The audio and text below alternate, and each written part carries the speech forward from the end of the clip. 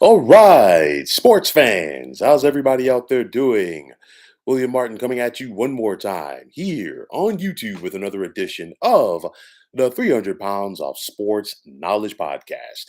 It's been less than 24 hours since the Houston Astros claimed the World Series title for this Major League Baseball season, but that has not stopped the New York Mets from beginning the process of taking care of some business on their own. Now, today, the Mets and relief pitcher Edwin Diaz agreed on a new 5-year deal for $102 million, which is the largest contract for a relief pitcher in MLB history. Diaz picked the right time to have one of his best seasons as he saved 32 games for the second consecutive year for the Mets, but he improved his or lowered rather his ERA. Last year, Diaz's ERA was 3.45, and this past season it was 1.31, which is in a huge contrast from what it was in 2019, which was Diaz's first year with the Mets, as his ERA that year was a whopping 5.59. And as he was able to save 26 games. But if anybody remembers Edwin Diaz that year for the Mets, it really was not good. The Mets are expected to be very active this offseason, and signing or re-signing Diaz to me is just a start. It all starts and ends with the team's principal owner, Steve Cohen. I mean, Steve Cohen has been very hands on from the word go, and he's not afraid to spend money. And I say he's hands on, but he still hires the right baseball people and allows them to do their job. He's hands on because, he talks to the players, he interacts with them. He wants to win, he wants them to be comfortable, but he also lets them know, hey, I'm going to pay you, but there are expectations with it as well. And with that said, he likes Edwin Diaz. Edwin Diaz likes him. And more importantly, he wanted Edwin Diaz to remain with the Mets. And also, Edwin Diaz wanted to remain with the Mets as well. So, with that said, obviously, the Mets still have plenty of business that they need to take care of for the offseason. Jacob DeGrom, he's expected to opt out. Are the Mets going to be able to meet his price? We got to wait and see on that. Chris Bassett just declined his option for next year. So, are the Mets going to go out there and try to bring him back after he won 15 games for the Metropolitans this past season?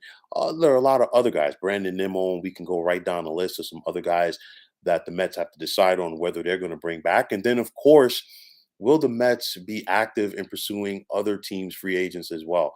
We got to wait and see. But that's what the hot stove aspect is all about. This is just the tip of the iceberg, like I said, for all of these teams. And with that said, I think this is going to be a very busy off season for the Mets. You have a scenario, the Mets had a payroll well over $200 million last season. It's 277 to be exact. And then already they have nearly $200 million committed to this year's team already. Um, would not surprise me in any way, shape, or form to see the Mets easily exceed $300 million next season. Cohen has basically let everybody know money's not a thing. He's basically looking at the other owners and saying, you know what, the heck with the luxury tax. You want to find me for spending money? Hey, at the end of the day, I'm gonna keep on doing it because I'm gonna keep making money. So with that said, you know, there's one thing to strike when the iron's hot, and there's another thing for the Mets to do what they did. Basically, this is the equivalent of Black Friday just started and the stores opened up, and you want to be the first person in line to take care of what you got to take care of, and that's what the Mets did. So obviously, they this is one piece of it.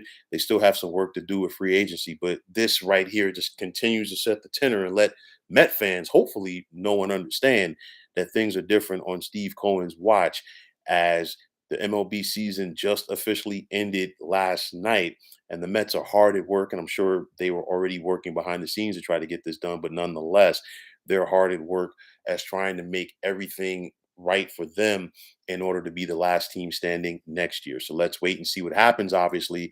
But with that said, Edwin Diaz is going to be a Met for the next coming years. So, folks, that is going to wrap it up. And as always, I want to take this time out to thank you for tuning into the 300 Pounds of Sports Knowledge podcast.